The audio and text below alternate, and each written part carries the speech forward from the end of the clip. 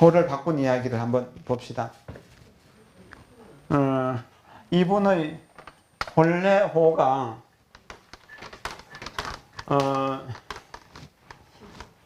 학회라고 했다라고 하는 것, 그것은 정말 이분이 배우기를 좋아했다는 이야기죠.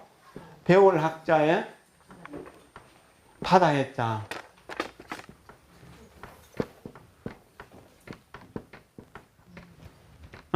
이 학회, 배움의 바다, 바다처럼 모든 것을 다 받아들인다는 그런 뜻이죠. 그랬는데 운곡선사를 만나서 요는 마친다는 뜻이죠. 수료한다는 뜻. 범은 범부라는 뜻이죠. 그럼 평범한 삶, 평범하게 살기 때문에 범부라고 하거든요. 그게 범부의 삶을 수료한다, 마친다. 그러면 뭐죠? 이때부터 성인의 삶이 이루어진다는 거예요. 그러면 요범이면은 성성이란 이루어진다는 거. 무엇이? 성인의 삶이 이루어진다는 거. 그러면 성인처럼 살고 싶은 마음이 있었다는 거예요. 그럼 우리 모두가 다 요범이 각자 여러분들의 호가 될 수 있도록 해요. 나는 평범한 삶을 살지 않겠다. 이제 뛰어난 삶을, 일정의 삶을, 제대로 된 인간의 삶을 살겠다고 그렇게 다짐하셔야 된다는 겁니다. 이게 운곡선사가 요범 선생이 눈을 뜨게 해주니까 그렇게 발언을 할 수 있어지는 겁니다. 그저 평범한 스님, 그저 평범한 주보, 평범한 아저씨로 살 일이 아니다는 이야기입니다. 성인의 길을 따라가는 아성이라고 그런 거죠. 성인 다음 자리를. 그래서 공자님을 성인이라고 그러고 맹자님을 아성, 성인의 버금어 간다. 그 비슷한 성인이다. 성인에 비슷하다는 그런 뜻이죠. 만약 서가모니 부처님이 성인이라면 10대 제자들은 아성이라고 그렇게 이야기할 수 있죠. 예, 그런 분이에요. 그러니까 공자님이 10대 제자도 다 아성이 될 수 있는 거예요. 그럼 우리도 부처님의 제자로서 제대로 요범으로서 살아가게 된다면, 그래서 성인의 삶을 살아가게 된다면 우리도 아성이 될 수는 있다는 겁니다. 부처님 같은 성인이 될 수는 없더라도 그래도 성인을 닮아가 있는 그런 자리로 가게 될 겁니다. 그러면은 근심하고 걱정할 일이 없어요. 다만 내 욕심과 욕망을 스스로 관찰하면서 절제하는 것이 중요한 일이라고 하는 거죠. 그러니까 옛날에는 오직 혼자 유유자적하며 방임했는데 이때부터는 스스로 전전긍긍하며 경각심을 한층 높이고 저절로 자신을 채찍질하게 되는 그런 경지가 되었다는 것이죠. 어두컴컴한 곳이나 깊숙한 방구석에서도 항상 천지신명께 죄를 지을까 두려워했다는. 근데 우리는 남 안 보면은 남을 비난도 하고 욕설도 하고 또 남 보더라도 서로 멱살잡이하고 싸우고 목소리를 키우면서 싸우는 그런 경우들도 많은데, 이분은 아무도 안 보는 곳에서도 그렇게 천지신명은 항상 보고 있다는 것을 확실하게 느끼고 그 천지신명께 죄를 짓지 않겠다고 한 겁니다. 유교의 덕목 중에서 신독이라고 하는 말이 있습니다. 신이라고 하는 말은 삼가한다는 뜻입니다. 마음 심자 옆에 참진자를 쓰면은 이게 삼가할 신자가 됩니다. 이게 삼가한다는 것, 조심한다는 것이죠. 우리 설날을 신일이라고 이렇게도 이야기를 합니다. 그러면은 설날은 즐겁게 노는 날이 아니라 한 해의 첫날이기 때문에 조심하면서 삼가하면서 말이나 생각이나 행동을 삼가하면서 한다는 뜻이라 그래서 설날을 신일이라고 합니다. 그러면 신독이라고 하는 혼자 있는 것, 이것을 삼가한다는 뜻입니다. 혼자 있으면 사사로운 생각이나 말이나 행동이 떠오른다. 그래서 혼자 있더라도 여러 사람과 특히나 귀한 어르신과 함께 있다라고 생각하는 그것이 우리가 마음속으로라도 죄를 저지르지 않게 되는 원인이 되는 것입니다. 참 어려운 일이고 중요한 일이죠. 혼자 있게 되더라도 여대 대빈, 귀한 손님, 큰 어른을 함께 모시고 사는 것처럼 그렇게 생각하라고 했던 거거든요. 여기는 혼자 있더라도 신속이었기 때문에 어두컴컴한 곳이나 깊숙한 방구 속에서도 항상 천지신명께 죄를 지을까 두려워했다. 이 말을 줄이면은 신독이라고 할 수 있죠. 그래서 설사 남이 미워하거나 비방하는 경우가 있더라도 스스로 담담히 받아들일 수 있게 되었다. 그 다음에는 예부에서 과거를 치렀는데 공선생이 3등으로 합격할 거라고 계산한 것이 뜻밖의 1등으로 합격하였다. 그 말이 더 이상 영험하지 않게 되어 가을 과거 시험에도 합격했다. 시험 칠 때마다 합격한다는 거예요. 그건 뭐죠? 혼자 있을 때도 진실한 본성을 저버리지 않았다는 겁니다. 그냥 평범한 보통 사람들처럼 함부로 살지를 않았다는 이야기죠. 그게 중요한 겁니다. 설사 남이 나를 미워하거나 비방하는 경우가 있더라도 이 부분을 담담하게 받아들일 수 있었다는 것, 이것을 한번 우리가 생각해 봅시다. 우리 딩라탄 스님 화를 다스리는 근래 이런 이야기 나오잖아요. 화가 나거나 절망감이 들 때, 심지어는 미쳐서 돌아버릴 것 같은 마음이 든다 해도 사랑은 여전히 그 자리에 있습니다.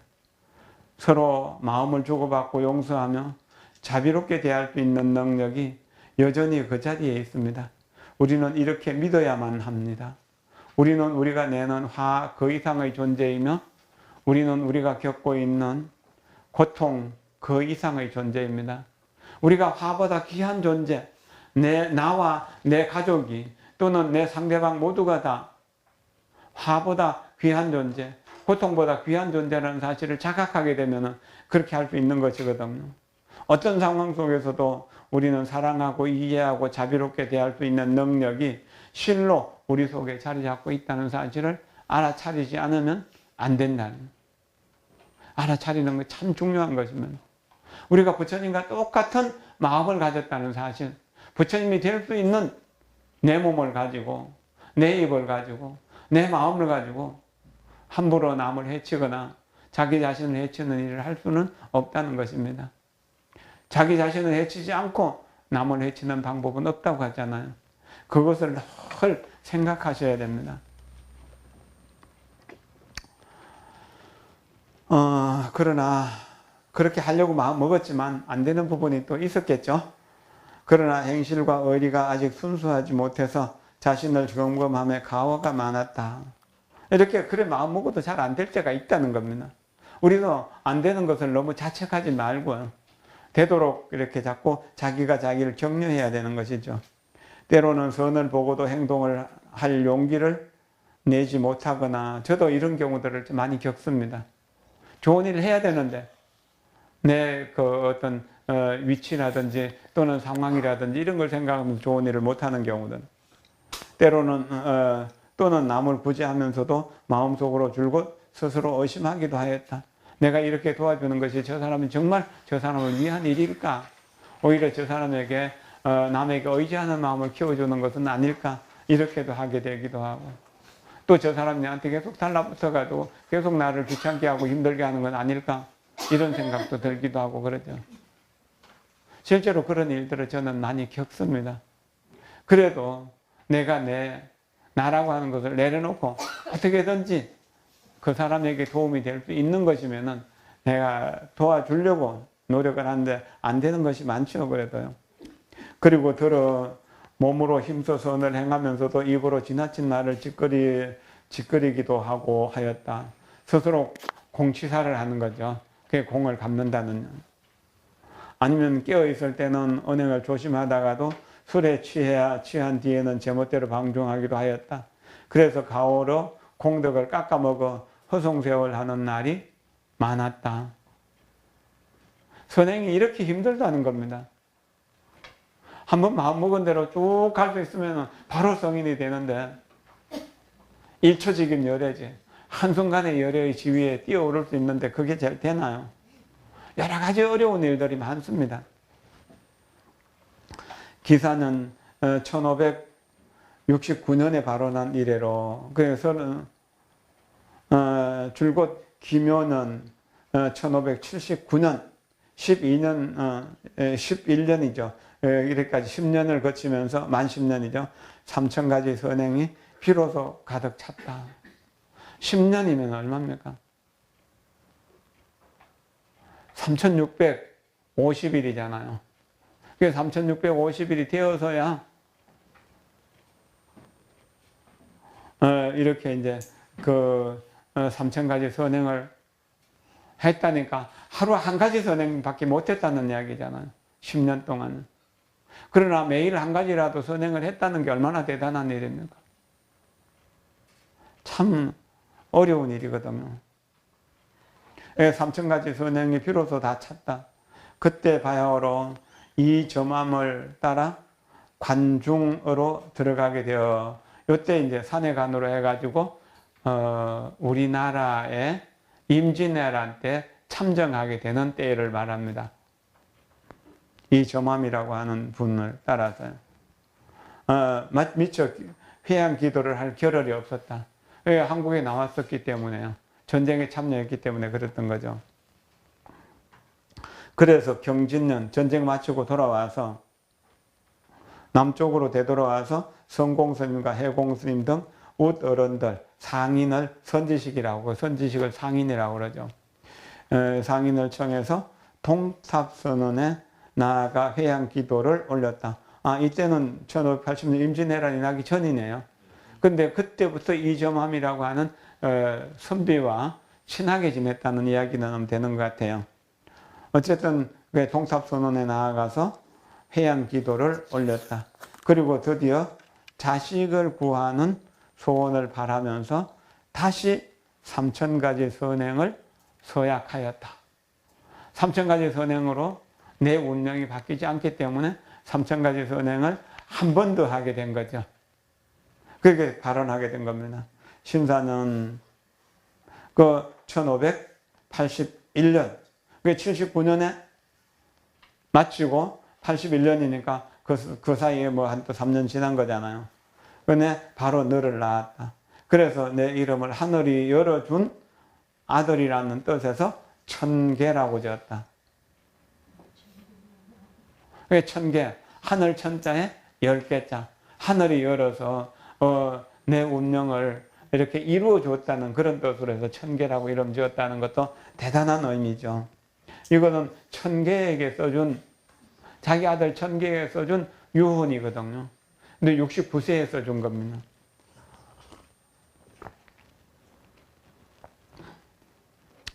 네, 선행하는 방법에 대해서 또 설명하죠. 나는 한 가지 선행을 할 때마다 적시 붓으로 기록하였다. 그러나 너의 어머니는 글을 쓸 줄 몰라서 매번 착한 일을 할 때마다 겁이 깃대에 인주를 묻혀서 달력의 날짜 위에 하나씩 동그라미를 찍었다.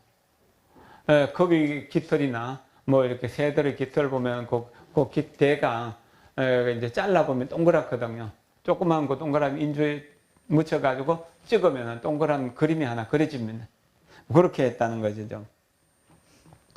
때로는 가난한 사람에게 음식을 보시하기도 하고 들어는 산 목숨을 사들여 놓아주기도 하였다. 하루에 많게는 10개의 동그라미가 찍히기도 하였다. 참 어려운 일이죠. 개미는 1583년 8월에 이르러서 3,000개의 수가 꽉 차서 다시 성공 스님들을 등을 집안에 초청해서 그런 집안에서 회양 기도를 하였다. 그리고 그해 9월 31일 다시 진사에 합격하기를 바라는 염원을 일으켜서 10,000가지 선행을 행하기로 발언하였다. 병술년 1586년에 덩제, 이게 이제 요즘 같으면 행정고시 같은데 합격했다는 뜻입니다. 장원급제했다는 것. 덩제하여 보지현의 현감이 되었다. 현감은 아마 군수 정도의 직함이죠. 요즘 우리 행정고시를 졸업하면 군수만큼 되는, 구청장이나 시장만큼 되는 그런 벼슬을 얻는데 요즘 바로 그렇게 나가는 경우들이 없죠. 나는 빈칸이 있는 책을 한 권 갖춰두고 치심편, 마음을 다스리는 편이라고 이름을 붙였다. 새벽에 일어나 당상에 앉으면은 당상은 현감이 근무하는 책상을 말하는 것 같아요. 앉으면은 먼저 하인에게 이 공책을 가져다가 문진이에게 건네주어 책상 위에 두고 하루 동안 행한 선악을 사소한 것이라도 반드시 기록하도록 분부하였다.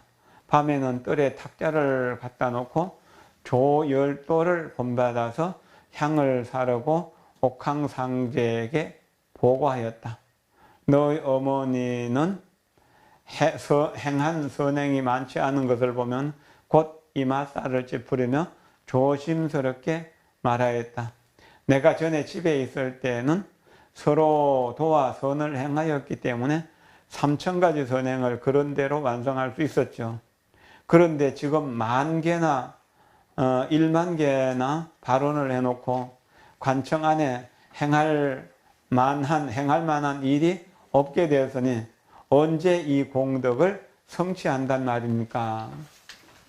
공덕을 성취하려고 선행을 하려고 하는데 하인들이 다 해주니까 할 일이 없어진 거죠. 이렇게 한 겁니다. 조열도라고 하는 사람 이야기는 주에서 나오는데 한번 봅시다. 조열도는 1008년에 태어나서 1084년에 돌아가신 분입니다. 조변이라고 하는 거죠. 열도는 자이라는 겁니다. 이름은 변이라고 하죠. 조변. 자는 열도는 자. 북송 인종 제위 1022년에서 1063년 경우 인종이 인종 사이, 그러니까 1034에서 1038년 사이에 사용한 세 번째 연어죠. 경우 때 진사가 되었다.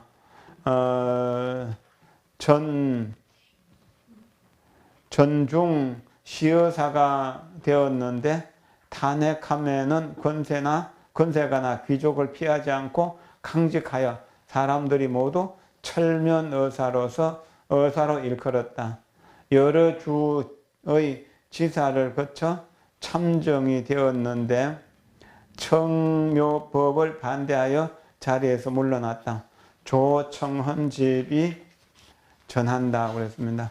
이 조열도라는 사람은 이 선행을 한기로 마음을 먹고 나서부터 시작해가지고 매일 하루 동안 일어났던 선악의 이야기들을 일기같이 써가지고 마당에다가 향불을 사르고 촛불을 켜고 그 마당 앞에 꿇어앉아서 향불과 촛대 앞에 꿇어앉아갖고 천지신명에게 하루 일을 매일매일 보고했다고 하는 거예요. 그러니까 이것을 본받아가지고 이분 요범 선생도 원요범 선생도 그렇게 실천했다고 하는 겁니다. 좋은 일을 보면 본받겠다고 그렇게 마음먹었다는 이야기가 되는 것이죠. 그렇게 했기 때문에 가능한 일이었죠. 그래서 여기에 이제 10,000가지 선행을 한꺼번에 이루는 그에 대한 이야기까지만 오늘 공부하도록 합시다. 밤중에 우연히 한 신선을 꿈에 배웠는데 내가 발언한 선행을 완성하기 어려운 까닭을 여쭈었다.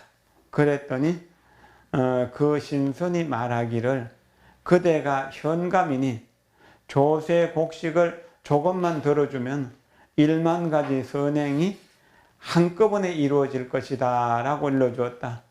당시 보지현의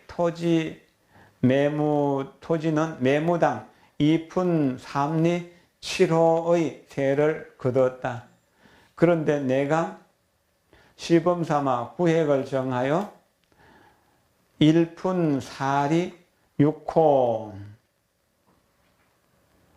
6호까지 줄였다. 이 일은 분명히 시행하였지만 마음속으로는 못내 의심스러웠다. 이것이 무슨 만가지 선행이 될 수 있겠는가라고. 때마침 하녀선사가 오대산에서 왔다. 내가 꿈꾼 내용을 말하면서 이 일이 과연 믿을 만한 것인지 여쭤봤다. 그러자 선사가 이렇게 대답해 주었다. 착한 마음이 진실하고 간절하면 한 가지 선행으로도 만 가지 선을 감당할 수 있어. 하물며 전현을 상대로 조세를 들어주면은 모든 현민이 복을 받지 않겠어. 그래서 내가 즉시 봉급으로 받은 은을 꺼내주면서 화녀선사에게 오대산에 가지고 가서 내 대신 1만 명에게, 스님 1만 명에게 공양을 올리고 회양해 달라고 간청했다. 10,000명의 스님들에게 공양을 올린다. 이게 얼마나 대단한 일인가요? 10,000가지 선행이 세금을 줄여준대. 그게 14몇 프로입니까? 14.6%까지 줄여주었는데, 그것이 10,000가지 이미 선행이 되었는데, 다시 그 10,000명의 스님 10,000분에게 공양을 올렸다는, 이게 얼마나 대단한 일인가요? 그러니까 그것이 이미 또 그 한 가지 일로도 10,000가지 선행을 이루었다라고 하는 겁니다. 만약에 우리가 고급 공무원이 되어서 고급 공무원으로서 좋은 정책 하나를 펴서 국가에 큰 이익을 끼칠 수 있다면은 한 가지 정책이 10,000가지 선을 이루는 것이 된다.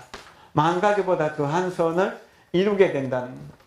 그런데 만약에 나쁜 법으로서 사람들을 제재하는 이러한 악법을 만들게 되면은 한 가지 정책으로서 10,000가지 죄를 지을 수 있다라고 이렇게 보는 것입니다.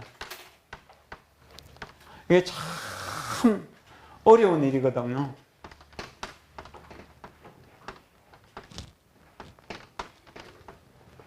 만 가지 선행을 이룬다는 것. 이것은 세금을 줄여주는 일이죠. 세금을, 그러면 현민이, 군민이 10,000명은 더 써야 될 거잖아요. 그러니까 전체 세금을 줄여주게 되니까 10,000사람 이상이 좋아하는 일이 되었다는 겁니다. 그것뿐일까요? 역사 속에서 이 세금을 줄여준 요범 선생의 정책을 다른 군현에서도 역시 그렇게 했을 거잖아요. 그랬으니까 더 많은 사람들에게 이익을 줬고, 후대 사람들도 요범 선생을 공부한다면 나도 세금을 조금이라도 줄여주자. 그래서 현민들을 위해서 뭔가 백성들을 위해서 내가 해야 될 것을 해야겠구나 하는 마음을 냈으니까 이 공덕은 한 번으로 끝납니까? 수십, 수백, 수천만으로 이어지는 거죠. 만약에 요범 선생이 자기 아들에게 말로만 가르치고 글로 남기지 않았다면 어찌 됐을까요? 우리는 원요법이 누군지 모를 거잖아요. 근데 좋은 글 한 편을 쓴 것이 1500년대에 써진 건데요. 1604년에 1606년에 돌아가셨는데, 그럼 69세, 그때가 74세니까 69세로 본다고 한다면은 그럽니까? 1601년이나 2년쯤에 쓴 거죠. 1602년에 쓴 건데, 지금부터 한 500년 이렇게 된 거잖아요. 400년 넘었잖아요. 500년 가까이 되는 동안 얼마나 많은 사람들이 이것을 읽고 얼마나 많은 사람들이 운명을 바꿨을까요?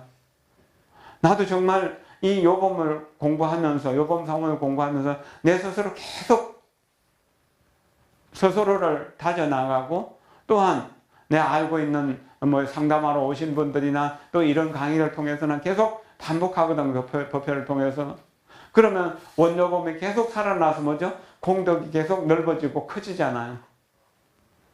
인광대사 같은 분, 또 이병남 설력의사 같은 분, 또 이 전공법사 같은 분이 계속 펼치고 또 펼치고 또 펼치니까 한 가르침은 수도 없이 전해지고 전해지고 또 전해지는 거잖아요. 부처님이 2600년 전에 사실 다 돌아가셨지만 부처님의 가르침이 세월이 흐를수록 더 많은 사람들에게 더 깊은 감명으로 다가가게 되는 것이거든요. 그럼 우리의 삶이 어떻게 해야 되는가? 욕심을 쫓아간 삶은 뜬구름처럼 아무런 의미가 없습니다. 그러나 욕심을 버리는 사람들의 삶은 세상이 바뀌고 바뀌고 또 바뀐다고 하더라도, 사람이 바뀌고 바뀌고 또 바뀐다고 하더라도 역시 뭐죠? 그 빛과 향기는, 그 밝음은, 그 따뜻한 기운은 두고 많은 사람들에게 이익이 된다는 겁니다. 만 가지 선행을 한 가지 일로 이루었다는 그 한 가지가 무수한 사람들에게 끊임없이 이익이 된다는 것입니다. 좋은 글 한 편을 마음속에 간직하고 자기를 변화시키는 것도 중요하지만, 이 변화된 자기의 변화를 가족들을 변화시키는 힘으로, 또 이웃들을 변화시키는 힘으로 그렇게 쓴다면 내 공덕이 내가 가졌을 때 하나라고 한다면 남에게 주었을 때 한 사람에게 전해주면 2개가 되고, 또 3사람에게 5사람에게 10사람에게 전해주면 3개, 5개, 10개로 계속 바뀌게 되잖아요. 그래서 우리가 확실하게 이해하고 생각까지라도, 행동과 생각까지 완전히 바꾼다면 주변 사람들에게 수많은 이익을 줄 수 있고, 그것은 나와 내 가족들이 다 이익을 얻는 것이고 세상 모든 사람들에게 이익을 나눠주는 일입니다. 이것이 불교적인 이야기를 하면 뭐죠? 보리심이라고 하는 겁니다. 그러면은 가르침은 운곡선사에게 받았는데, 그 운곡선사로 인해서 자기가 변했기 때문에 그냥 스님들에게, 스님 10,000명에게요, 10,000명의 스님들에게 공양을 올렸다는 겁니다. 이것은 운곡선사의 은혜를 갚는 방법이잖아요. 뭔가 마음속에 감동이 있을 때 그 감동으로 제3자에게 공양을 올리는 겁니다. 운곡선사가 아니었다면 이 부분이 있을 수 없죠.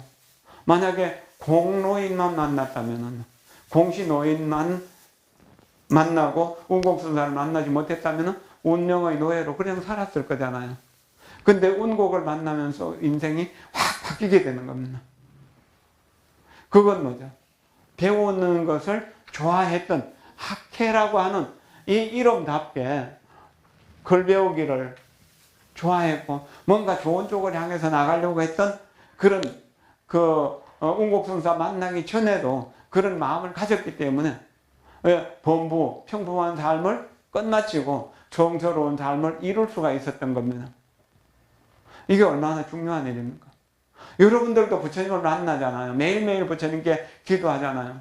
그러면서 부처님을 만나서 부처님에 대한 믿음과 이해와 실천행위 따라가서 계율과 선정과 지혜가 완성되고, 경륜견과 율장과 논장을 조금씩이라도 이해해가면서 여러분들의 인생이 어두운 캄캄한 동굴 같은 데서 밝은 햇빛이 쨍쨍 내리쬐는 밝은 곳으로 나온 것과 같은 겁니다.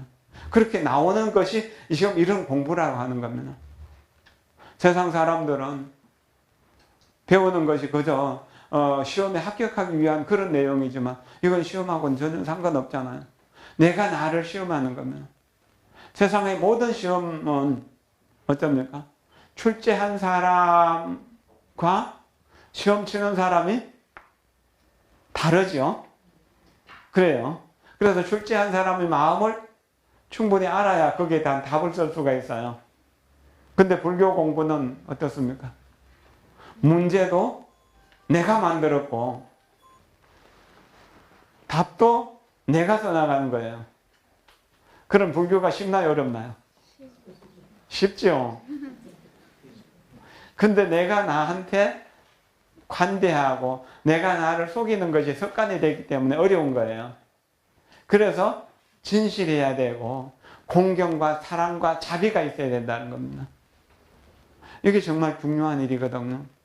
그래야만 우리 인생이 좋은 쪽으로 변해나갈 수 있는 거예요. 변해나가야 그게 가능한 일이지 그냥 되는 건 아니잖아요.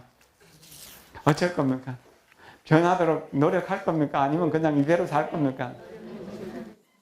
이제 여러분 모두가 다 요범이 되는 겁니다. 요범을 다른 말로 하면 혁범이라고 합니다. 혁은 혁명이라고 할 때 혁자죠. 혁범이에요. 이게 이제 혁은 개혁한다는 거잖아요. 완전히 바꾸는 겁니다. 지금의 나를 용광로에 넣어가지고 새로운 나를 찍어내는 거예요. 그것이 혁범이에요. 혁범이 바로 성성이 되는 거죠. 성은 이루는 것이고 성을 이루는 거죠. 성품은 성은 성인이죠. 그러면 성인을 이룬다는 겁니다. 범부가 성인 되는 거죠. 그러면 범부를 개혁해서 성인을 이룬다는 거죠. 범부를 개혁해서 성인을 이룬다. 혁범성성이나.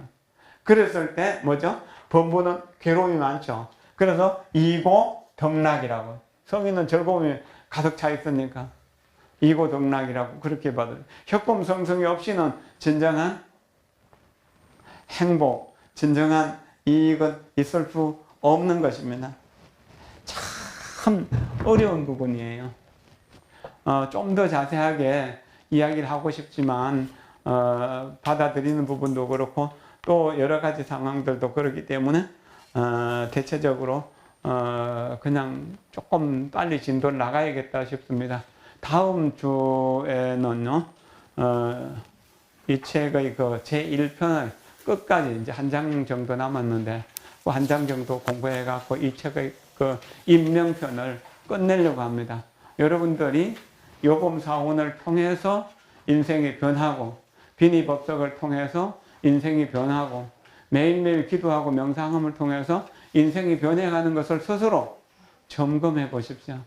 이 공부가 조금 피곤하고 힘들다고 생각이 들더라도 유익하다라고 하는 사실에 대한 믿음. 내가 조금 더 그러니까 이제 무쇠가 불이가 되고 불이가 은이 되고 은이 금이 되고 금이 다이아몬드가 되는 과정이라고 생각해 보세요. 그 한 가정 한 가정이 쉽겠습니까? 어렵죠. 그리고 여러분들이 이걸 공부해 가지고 여러분들의 자녀들에게 가족들에게 전해줘서 생각으로 말로 행동으로 사랑으로 전해줘서 가족들이 작은 정토를 만들고 이웃에 전해서 이웃을 정토로 만들어가는 것 그것이 목적이거든요. 그러면은 혁범성성 혹은 요범성성이 바로 보리심을 실천하는 일이 된다. 그래서 이건 불교의 경전이 아니지만 불교의 경전에 버금가는 것이다. 성인은 못되고 아성 그러니까 경전은 못되고 아경 경전에 버금가는 것이다 라고 이렇게 말할 수 있는 것입니다. 그리고 이것을 오랫동안 연구한 요범학회라고 하는 게 중국에는 있어요. 우리도 이렇게 공부하는 것이 어쩌면 요범학회라고 이렇게 할 수 있는 거죠. 배움의 모임이라는 뜻입니다. 원요범을 배우는 모임, 요범사원을 배우는 모임. 이것을 평생 연구해가지고 이 요범사원에 대한 글들을 지은 것들이 참 많이 있어요. 저도 이제 몇 가지 책들을 보고 있는데요. 여기 보면은 정말 끝없이 이것을 찬탄하고 있어요. 그리고 여러분들이 이제 나이가 좀 더 들고 또 공부하는 거에 정돈되었을 때 공부한 내용을 좀 정리해 가지고 여러분의 아들에게 혹은 딸에게 혹은 며느리나 사위에게 유언으로 남기세요. 김아무개 4훈 혹은 3훈, 1훈이라고 해도 좋죠. 한 가지 교훈을 여러분 자녀들에게 남기라고요. 글자로 안 남겨도 괜찮아요. 우리 할머니 덕분에 우리 집안이 새로 일어났다. 우리 할아버지 덕분에 정말 우리 인생이 펴게 됐다. 바르게 사는 삶의 길을 얻었다라고 하는 그런 말을 자손들에게 들을 수 있도록 이웃에 그런 훌륭한 어른이 있어서 우리는 이 정말 살만한 곳이다라고 하는 그런 소리를 들을 수 있도록 천금을 주고 집을 사고 만금을 주고 이웃을 산다라고 그런 말이 있어요. 이웃이 그만큼 중요한 겁니다.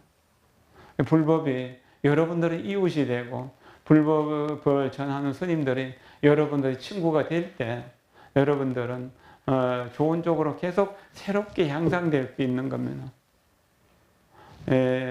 이 인명편이 가장 중요하기 때문에 시간을 좀 많이 끌기도 했지만 또 이야기를 하다 보면은 자꾸 이거를 이해시키기 위한 여러 가지 이야기들을 빌려오다 보니까 좀 그 이야기들이 산만해지기도 하고 또 좀 흩어지는 부분도 있지만 중요한 것은 가지가지 나쁜 짓을 꾸면들 하오리까 착한 일 얼마든지 받들어 행하리니 이리하여 이내 마음 깨끗만 하여지면 이것이 부처님들 가르치신 법이라는 이 네 구절의 가르침을 벗어나는 것이 아니라고 하는 것을 생각하십시오. 질문 있습니까?